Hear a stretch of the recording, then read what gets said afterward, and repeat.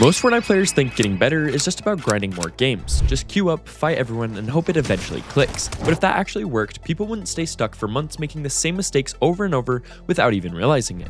The truth is, improvement isn't random, it's structured, and if you don't follow a system, you're not really improving. You're just repeating. So, in this video, I'm going to break down a simple 5-step system that actually works. It's the same kind of structure high-level players follow, and once you start using it, you will literally improve so fast that it feels like you're cheating. So, let's hop right into it. The first step is something most players completely ignore, and it's probably the reason you feel stuck right now. Not taking a break. I know that sounds backwards. You probably think the more you play, the better. But if you've ever had a day where you're just missing everything, your edits feel slow, and your decisions are definitely off, that's not because you suddenly got worse. That's because your brain is totally overloaded. When you're constantly playing without rest, your focus drops, your reaction time actually slows down, and you start building bad habits without even noticing it happening. It's not obvious in the moment because you're still playing, still getting into those fights, still have the occasional good game, but underneath that, your consistency is actually falling apart.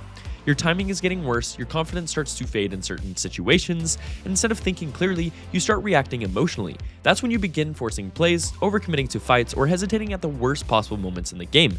And the longer you stay in that state, the more those mistakes start to feel normal, which is where players really get stuck.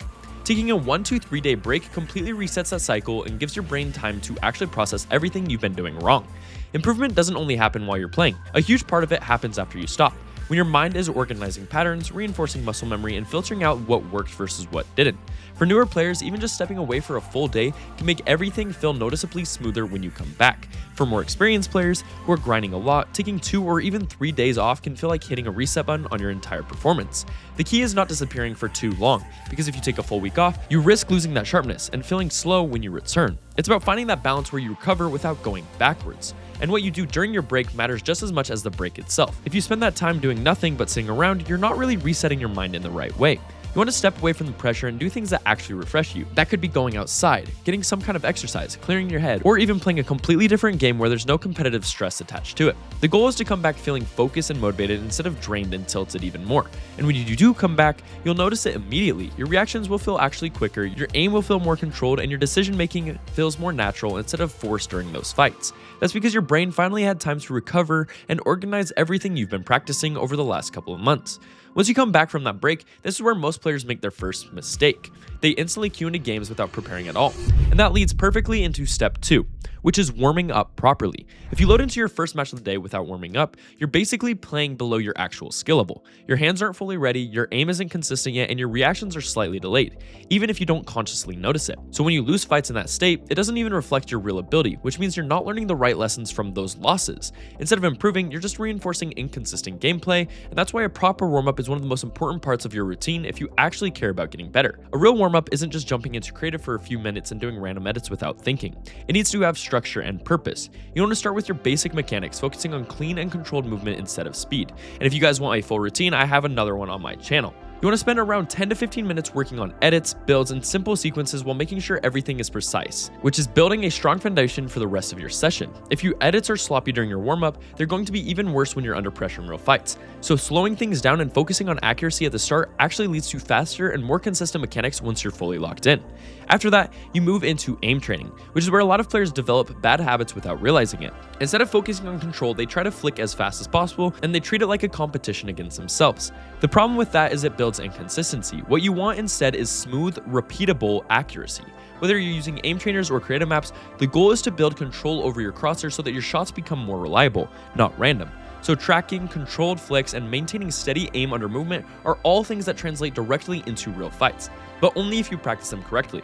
Once your mechanics and aim are warmed up, you bring in movement and start combining everything together. This is where your warm-up begins to feel more like actual gameplay.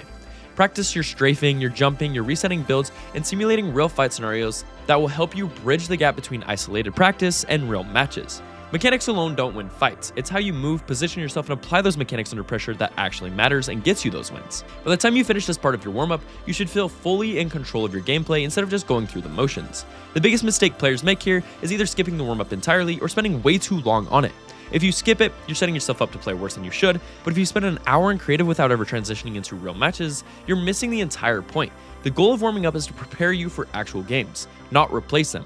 Once you feel sharp and consistent, you need to actually move on from creative, because that's where the real improvement happens. That leads directly into step 3, which is finding your weaknesses and strengths in your gameplay. And this is where the majority of the Fortnite players get stuck long term. A lot of people think they understand what they're bad at, but they never actually take the time to analyze what they're bad at. They'll say things like their aim is bad or their mechanics need work, but those are surface level observations that don't lead to real improvement. If you actually want to get better, you need to go deeper than that and start identifying specific patterns in your gameplay or in those certain things. Every time you lose a fight, there's a reason behind it, and if you don't make the time to figure out what the reason is, you're just going to repeat the same mistake again and make up excuses. Instead of instantly queuing into another match, you need to start reflecting on every match, even if it's just for 3 seconds. Think about what actually went wrong. Did you take a bad angle that's left you exposed? Did you panic and miss shots you would normally hit? Did you overcommit to a fight when you could have just disengaged and reset? These small details are what separates players who improve from players who stay stuck. As you start doing this consistently and consciously, you'll begin to notice patterns. Maybe you realize that you lose most of your fights because your positioning puts you at a disadvantage before the fight even starts. Or maybe your mechanics are fast, but you're not thinking while using them, which leads to unnecessary mistakes. Or your aim might actually be solid, but you're taking fights at the worst possible times, which makes it harder to win even if your mechanics are good.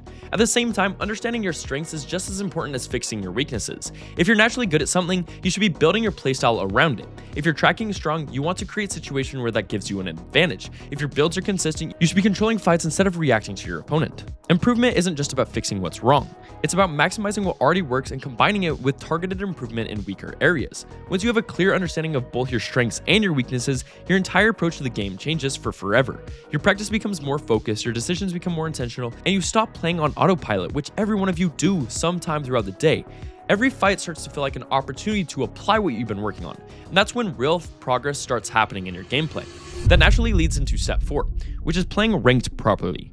And this is where everything you've been working on either comes together or completely falls apart depending on how you approach it. A lot of players treat ranked like it's either a place to mindlessly push every fight or a place to play as safe as possible and avoid risk completely. Both of those approaches limit your improvement in different ways. Playing too aggressive leads to inconsistent results and builds bad habits, while playing too passive prevents you from gaining experience in real fight situations. The goal is controlled aggression, where every decision you make has a reason behind it. You want to take fights that give you an advantage instead of forcing fights that put you at risk. That means paying attention to your position, your resources, and the timing of your engagements. If something feels off, you don't commit just because you already started the fight. You reset, reposition, and look for a better opportunity. That ability to disengage and think clearly is something that separates consistent players from very inconsistent ones. At the same time, you don't want to avoid fights completely because that limits your growth as well. You should be aiming for consistent eliminations every game, not random high kill games followed by early deaths. Once again, consistency is what builds real skill over time. Every fight you take should have a purpose, whether it's improving your mechanics, testing your decision making, or learning how to handle different situations under different pressure. While playing ranked, your focus should be on learning as much as possible from every match instead of just focusing on the outcome. Where are you rotating? Are you putting yourself in strong positions before fights even start? Are you managing your resources effectively so you don't run out at the worst time? These are the kind of questions that lead to improvement when you start answering them honestly. If you treat ranked as both practice and competition, you'll improve much faster than players who only care about winning or only care about fighting. Finally, we get to step 5, which is scrims, and this is where the biggest jump in skill usually happens for players who are ready for it. Scrims are completely different from regular matches, and that's exactly why they're so valuable. The pace is different, the pressure is high, and every decision matters way more. In ranked, you can get away with things that would never work in a competitive environment. In scrims, those same mistakes lead to immediate consequences that forces you to adapt, think faster, and play smarter. At first, it can feel overwhelming, 100%, especially if you're not used to that level of pressure or competition. You might struggle to keep up, make mistakes you normally wouldn't make, or feel like you're outmatched, but that's exactly where the improvement comes from. Every scrim you play exposes you to situations that push your limits. You start learning how to rotate in more complex environments, how to manage resources when everything is limited, and how to stay calm when there's a lot of things happening at once. These are skills that don't develop in natural matches because the conditions aren't the same. Scrims force you to adapt in ways that regular gameplay simply cannot ever. They also give the chance to experiment and refine your playstyle in a more competitive setting. You can test different approaches, see what works and what doesn't, and gradually build a strategy that fits your strengths. Over time, you'll notice that situations that once felt overwhelming start to feel more manageable, and your confidence in high-pressure moments start to grow. This is where real game sense is built. not from easy fights, but from adapting to complex scenarios where every decision matters. And once you combine the experience with everything else you've been working on, your overall gameplay reaches a completely different level. It's also what pros do at the beginning of every season. They play a lot of scrims, they test out different metas, and then they find those metas, and you guys can actually figure out the metas from all the pros playing scrims. But at the end of the day, improving at Fortnite isn't about one single thing. It's about following a system that actually builds your skills step by step, taking breaks so you don't burn out, warming up so you're playing at your best, understanding your strengths and weaknesses so you can improve with purpose, and playing ranked in a way that builds consistently, and pushing yourself in scrims so you can handle real pressure. If you actually follow this, not just for a day, but consistently, you're going to separate yourself from players without even realizing it. Because while everyone else is playing on autopilot, you're improving on purpose, and that's the real difference. If you made it this far, you already know you're serious about getting better, so start applying this, stick with it, and you'll see the results for yourself well in under 1 week. If you enjoyed this video, make sure to like and subscribe. And thank you guys for taking time out of your day to watch my video. Use code FLOWN in the Fortnite item shop to help support me, and I will see you guys in the next one. I love you all. Peace, guys.